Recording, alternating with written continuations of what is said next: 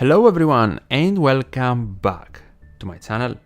In today's video I would like to discuss about an article that released this week from videogameschronicle.com because I think it might also tie into the lack of effort we see put into One Piece Treasure Cruise after the 10th anniversary especially, but I would say overall this year.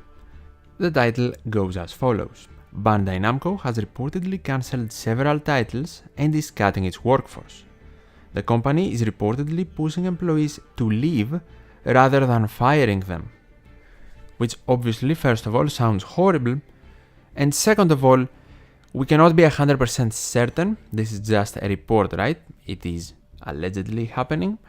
But let's take a look, and I will also link the full article in the description for you guys to read it for yourselves if you want to. Bandai is reportedly reducing its workforce and has cancelled several titles, including games featuring the One Piece and Naruto licenses, so two of the biggest anime IPs out there, as well as a contract project with Nintendo, so a project for a game with one of the biggest gaming companies in the world. All this information seems to be according to Bloomberg, citing sources familiar with the matter. Now, the company seems to be taking a traditionally Japanese approach to reducing staff and sending workers to rooms where they are given nothing to do, putting pressure on them to leave voluntarily. And again, this sounds horrible, but there is a key phrase here. Taking a traditionally Japanese approach. So this is definitely tied around the Japanese culture, if it is actually true. If any of you are from Japan, you can definitely let us know in the comments down below. But we could assume that a company would much prefer have an employee resign over firing them, because that way they could lose out on claiming specific benefits like insurance benefits or unemployment benefits perhaps, or even a good chunk of money after the firing, especially if the employee has been working there for multiple years.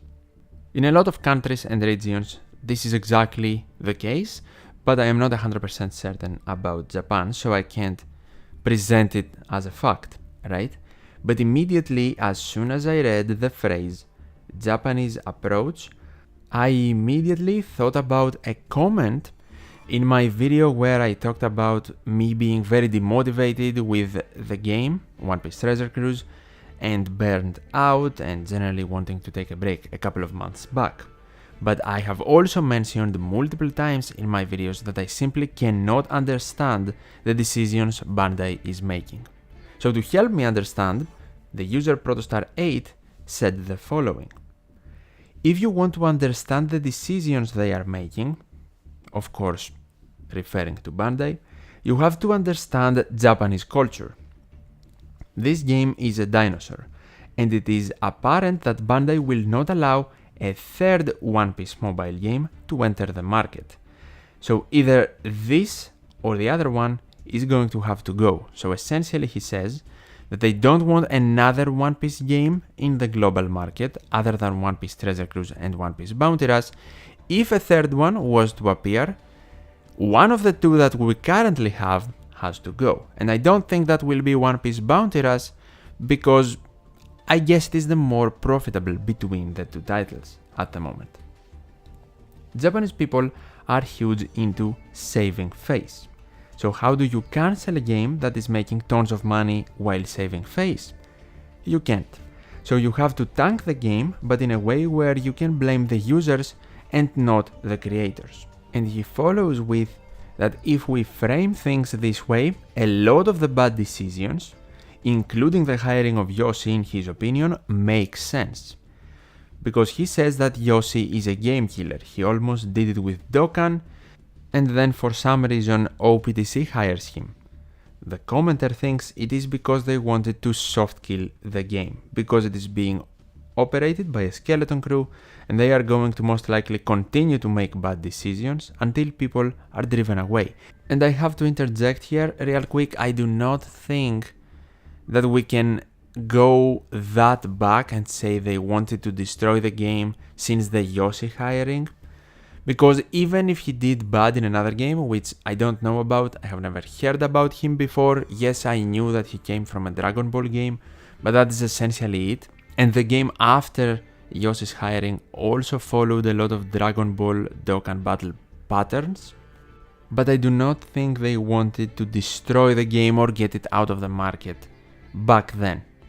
I still don't know if they want to do it now, right? But after the 10th anniversary, bad decision after bad decision after bad decision that doesn't make sense is happening. And I'm not saying everything was roses and rainbows back in the day, but I just do not think we have ever experienced a period like we have after the 10th anniversary, where so much fun has been sucked out of the game, it has lost its identity, it becomes worse essentially each passing month. With each passing event, they will find something to do and make an event worse, right? Now, I have to say, they are doing some quality of life upgrades, but majority of the time, we don't see something substantial, like it is something to sprinkle over the game and be like, look at that shiny thing over there, get 50 gems, but forget about the reduced boosted list that is coming in the next treasure bump. Look, you now have a cool shiny button you can press in the game's UI, but the Hime Turtle drops are not really going to be fixed in Pirate King Adventures.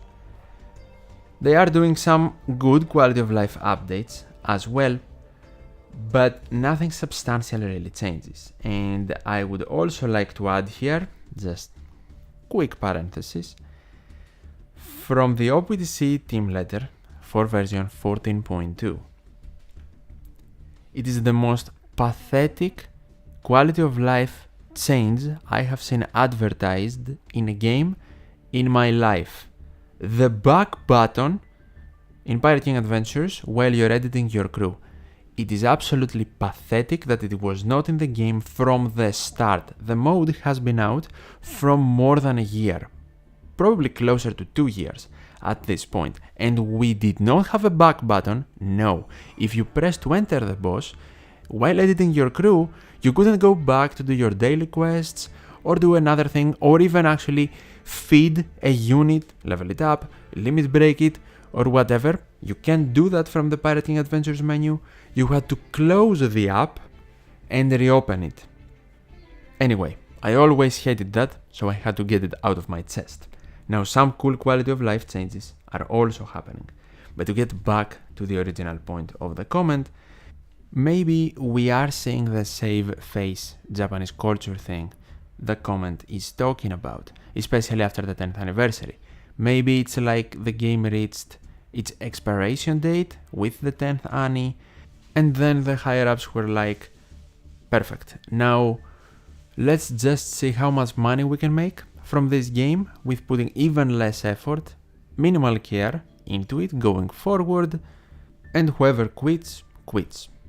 Of course, even though we can tie the Japanese culture into both situations, the OPTC bad decisions and the Bandai Namco worker allegations, we cannot exactly compare them, right? One, it's just a game, if you don't like it, you can quit at any point.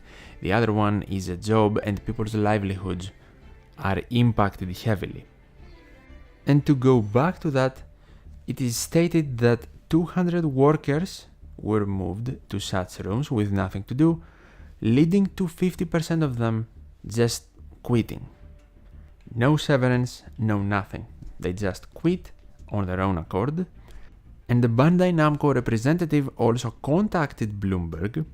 They gave a statement saying that none of this is true, no Oidashi Beya is going on in Bandai Namco studios designed to pressure people to leave voluntarily and stuff like that, essentially denying the reports.